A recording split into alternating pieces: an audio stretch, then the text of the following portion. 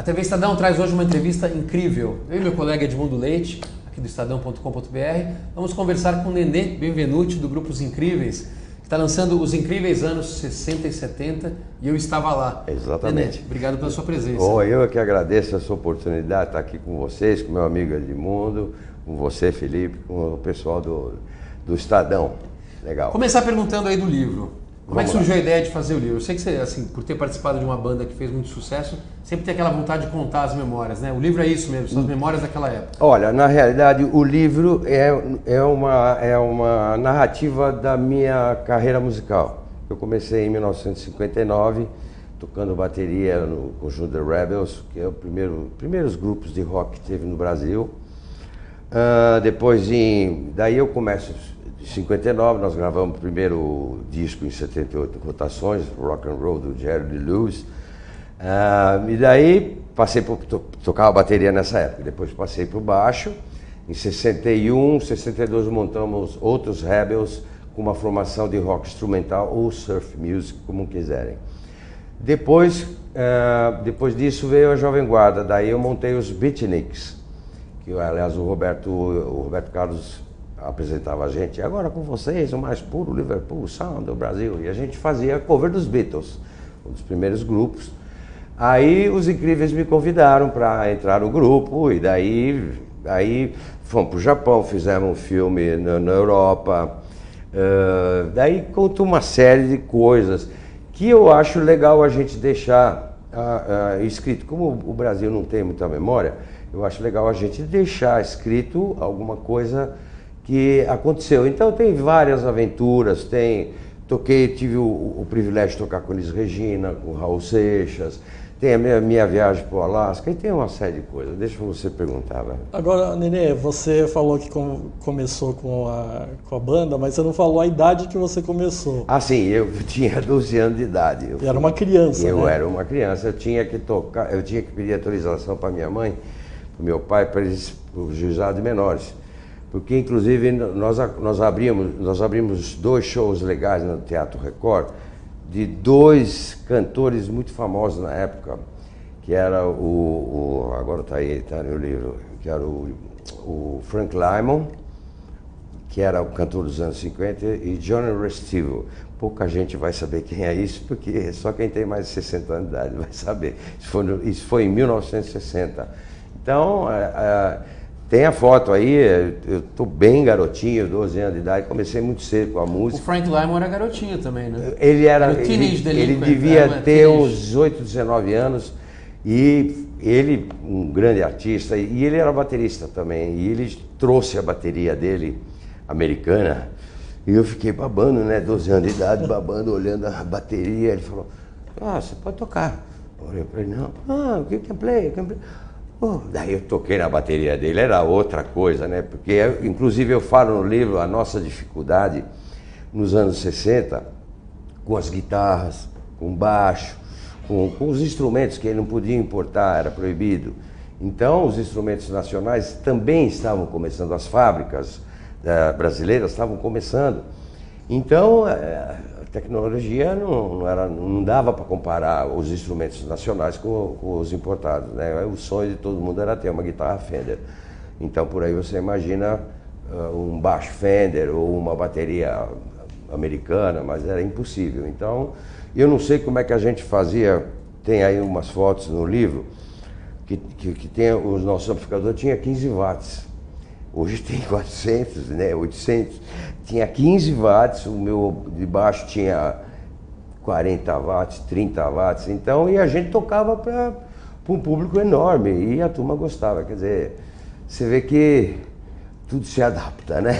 Ô, Nenê, mas essa coisa de você começar, ou seja, você era uma criança convivendo no meio de adultos, no meio artístico, e você acha que você começou muito cedo? Você acha que teve algum problema com isso? Claro, eu falo no livro que eu fui um menino podrijo.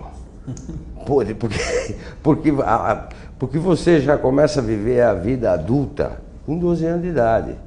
Então, a minha infância eu dançou, né, bicho? Porque eu não tive infância, eu já fui pro rock and roll e aí não dava para voltar mais, entende? Porque o amor pela música foi maior do que qualquer outra coisa. Eu aliás, até gostava de jogar um pouco de futebol, mas era muito ruim. Então não era meu lance mesmo. Mas... Nenê, eu queria te perguntar então como é que foi essa história de gravar o hino nacional, Eu Te Amo Meu Brasil. Vocês viraram meio porta-voz ali de uma geração? Ou foi um pouco de ironia? Como é que foi isso aí? Não, isso foi uma polêmica, entramos de gaiato no navio. É o seguinte, nós tínhamos recém voltado de Londres, onde nós compramos os primeiros Marshall, aqueles Marshall de 2 andares, que é legal para ficar sujo do ouvido direito, né? Aí nós voltamos, nós estávamos no fim do LP, faltava uma música. Aí nós chamamos o Dom Ravel. Dom, você não tem uma música? Não sei. Aí começou a mostrar umas coisas lá. Aí ele mostrou, tem um já é ruim, né, falar iê. Aí começou, as praias do Brasil, aí nós tivemos uma ideia, falamos, vamos fazer uma marchinha de carnaval, que nem escola de fanfarra, de escola, de escolinha, né? Vamos, então nós tiramos sarro, pedimos pro nosso motorista, toca bumbo aí, faz o bumbo. E gravamos no maior farra, Eu Te Amo, Meu Brasil, eu te amo. Tudo bem. Bicho, depois de 2 semanas, a música estava estourada no Brasil inteiro. Aí a RCA, que era a nossa gravadora, pegou, já lançou em compacto simples, foi para primeiro lugar. Aí começaram as críticas, aí principalmente a crítica da mídia escrita. Eles vinham no nosso escritório, vocês estão puxando o saco dos militares? Nós? Puxando o saco. Nós não estamos falando nada, estamos falando das praias do Brasil que são bonitas, das mulheres que são bonitas, do carnaval, falando uma série de coisas. A letra da música não tinha nada a ver. Ou seja, nós gravamos a música certa na hora errada. Certa por quê? Porque foi em primeiro lugar, porque todo mundo cantou, o Brasil inteiro. É errada porque foi numa época da ditadura, em 1970. Então nós fomos pichados pra caramba, mas não foi isso que nos impediu de fazer mais sucesso ainda. Porque em todo lugar, todos os estados que a gente ia, o povo cantava direto e reto. Eu soube depois que na descida da rampa lá no Palácio, o Geisel tocava metade do hino nacional e daí tocava Eu Te Amo Meu Brasil, para as criancinhas com bandeirinha na mão cantar. Então, né, mas daí vocês gravaram também o hino nacional e o hino da independência, não é? Então, daí, uma campanha de publicidade, o Rinço, posso falar porque não existe mais o Rinço Sabão, o Rinço. Chegou para a gente e falou, olha, vocês podiam gravar o hino à bandeira, o hino nacional. Aí entrou uma grana mais ou menos, não foi uma super grana. E nós de gaiato gravamos, ficou horrível, ficou horroroso. Gravar um hino nacional e, por incrível que pareça, por aí você vê que os militares estavam de olho na gente, falando, esses são um bom porta-vozes, né? Pois eu falo isso, por que disso? E eles deixaram, ninguém tinha gravado o hino nacional até então no Brasil, popularmente, né? Tem que ser com banda. Daí nós gravamos em 120 lá, como manda tudo certinho, mas com guitarra, ficou ruim. Mas nós gravamos, e daí piorou a nossa situação ainda, porque aí os caras, não, eles estão puxando o saco do governo, e juro por Deus que não era esse, ninguém veio falar. Depois, muitos anos depois, nós soubemos que nossas fichas estavam, parece que lá no SNI, né? Porque eles estavam com ideia de dar medalha para nós como deram para os Beatles. Aí nós estávamos ferrados. Mas graças a Deus agora, não aconteceu. Nenê, a classe artística também teve alguma reação a isso? Vocês sofreram, assim, de colegas, reação negativa por causa dessa gravação? Não, eu uma vez só ouvi o Chico Buarque falando, eu cheguei aqui no Brasil da Itália, aí eu vi uma música cantando, Eu Te Amo Meu Brasil. Eu queria falar pro Chico, bicho, não tem nada a ver, né? Mas não teve, não teve. Nós não sofremos nenhum tipo de... Foi mais a mídia escrita. A televisiva, pelo contrário, queriam a gente cantando Eu Te Amo Meu Brasil. Nenê, deixa eu te perguntar uma coisa. Você que foi uma das primeiras, né? Você formou uma das primeiras bandas de rock famosos do Brasil. Como é que você vê o rock no Brasil hoje? Você acompanha as bandas? Você vê alguma banda que você acha, pô, essa banda é legal? É legal, tem algumas. Eu acho que, por exemplo, o Skank eu acho uma banda legal. Eu gosto do que mais? Eu gosto do Skank. O rock tá pop, né? O meu amigo Raul Seixas, nosso amigo Raul Seixas, falava uma coisa interessante. O rock and roll acabou em 59. E eu concordo com ele, porque até 59 era o rock and roll mesmo, aquele anos 50. Depois veio o twist em 60. E daí, a partir daí, o rock virou rock, não rock and roll, entendeu? Na minha opinião, na opinião do Raul também.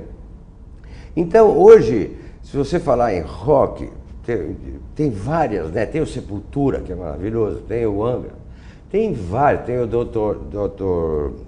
Sim. Isso. É o pessoalzinho que são ótimos, tem ótimas bandas de rock, mas são vários tipos de rock and roll. Então, dá pra, sei lá, rock, pop, rock. Mas vocês também eram pops, né? Beatles. Vocês. Nós era pior que pop, a gente gravou de tudo. A gente gravou baião, gravou tudo. Nós gravamos, o repertório de Incríveis era uma coisa muito variada. A gente gravou bastante rock também. Gravamos James Brown em 68, gravamos Wilson Pickett, Procol Harum. Então a gente diversificava. E tinha aquelas músicas, aquelas versões que a gravadora falava, você tem que gravar isso, porque é isso que vai vender. Vocês têm que gravar isso, pelo amor de Deus. E aí a gente gravava aquelas versões não muito agradáveis que normalmente faziam sucesso. Mas no meio a gente colocava o que a gente queria. O grande sucesso de vocês era um garoto que, como eu, amava os Beatles e os Rolling Stones, que é uma versão também. Isso. Mas ela foi... Gianni Morandi. Foi imposta pela gravadora ou vocês escolheram... Não, nós sentimos que essa música era boa, era realmente boa. Como foi mesmo, né? Foi também foi um dos maiores sucessos nossos. Depois teve o Milionário, uma música instrumental que até hoje toca.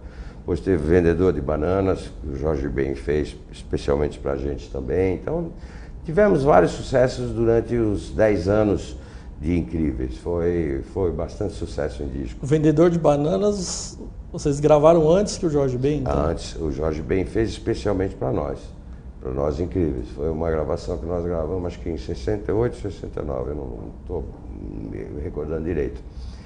Então, nós tivemos 3 programas de televisão, um na Excelsior, próprios, né? Um na Excelsior, um na Tupi e outro na Record. Está aí no livro. Tem várias coisas no livro que eu, com toda a trajetória minha dentro dos Incríveis, foi legal, vale a pena. É isso aí, obrigado, Nenê Benvenuti. Está aqui na TV Estadão para lançar o livro Os Incríveis Anos 60 e 70 e eu estava lá. E você esteve aqui, obrigado e volte sempre. Muito obrigado, Felipe, obrigado, Edmundo. Um grande abraço a todos vocês, valeu.